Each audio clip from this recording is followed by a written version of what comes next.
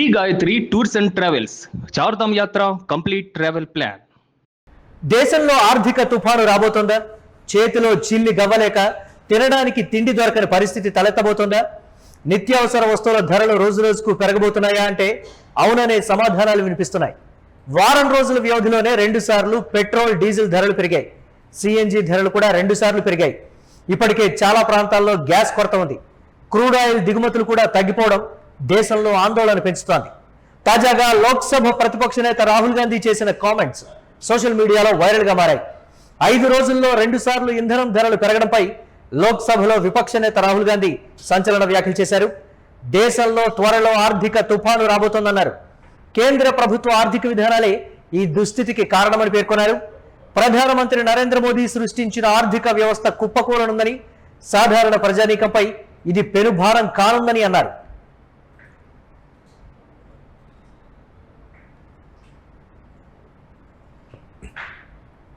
బిలియనీర్లు, పారిశ్రామికవేత్తల కోసం ప్రభుత్వ ఆర్థిక విధానాల రూపకల్పన జరిగిందన్నారు.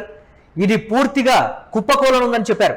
దేశ యువత, రైతులు, చిన్న వ్యాపారులపై ఆర్థిక సంక్షోభం ప్రభావం తీవ్రంగా ఉంటుందని వివరించారు. అయితే ఈ ప్రభావం అదానీ, అంబానీ, మోదీలపై ఏమాత్రం ఉండదన్నారు. మున్ముందు అంతా ఇక గడ్డు కాలమేనని చెప్పారు. ఆర్థిక సంక్షోభ నివారణకు ఖచ్చితమైన నిర్ణయాలు తీసుకోవడానికి బదులు విదేశాలకు వెళ్లొద్దని మోదీ చెప్తున్నారని, ఆయన మాత్రం ప్రపంచమంతా తిరుగుతూ ఉంటారని విమర్శించారు.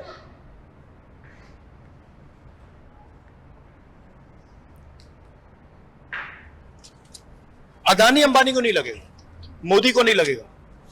अब उत्तर प्रदेश और देश के युवाओं को, किसानों को, मजदूरों को, छोटे बिजनेस वालों को लगने वाला है. और ऐसे लगने वाला है जो शायद बहुत सालों में नहीं हुआ है. तो बहुत बहुत कठिन समय आ रहा है. एक्शन लेने के बजाय नरेंद्र मोदी देश से कह रहे हैं कि फॉरेन ट्रिप पर मत जाओ, और नरेंद्र मोदी दुनिया का चक्कर काट रहे हैं. तो ये हालत है.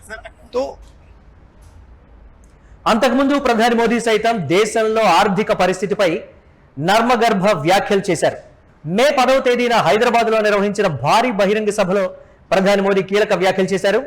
బంగారం కొనొద్దు, వెండి జోలికి వెళ్ళకండి, విదేశీ పర్యటనలు తగ్గించుకోండి సహా పలు రకాల సూచనలు చేశారు. పొదుపు మంత్రం పాటించాలంటూ సలహాలు ఇచ్చారు. ఈ కామెంట్స్ కూడా ప్రజలను భయాందోళనలోకి నెట్టాయి.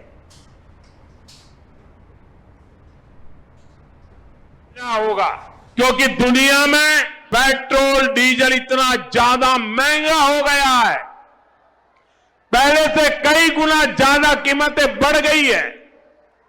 तो हम सबका दायित्व है कि पेट्रोल डीजल की खरीद पर जो विदेशी मुद्रा खर्च होती है, पेट्रोल डीजल बचाकर हमें वो मुद्रा भी बचानी है.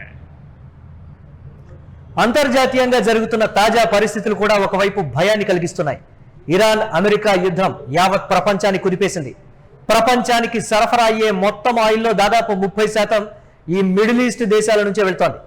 దీంతో అక్కడ ఆయిల్ నిలిచిపోవడంతో ప్రపంచం ఊపిరి ఆగిపోయినట్లవుతోంది. ఆ ప్రభావం చాలా దేశాలపై పడుతోంది. ఇప్పుడిప్పుడే ఎదుగుతున్న దేశాల నెత్తిన ఈ ప్రభావం మోయలేని భారంగా మారుతోంది. ఏమాత్రం నిర్లక్ష్యంగా ఉన్నా భారత్ను గడ్డు పరిస్థితులు ముంచెత్తనున్నాయి.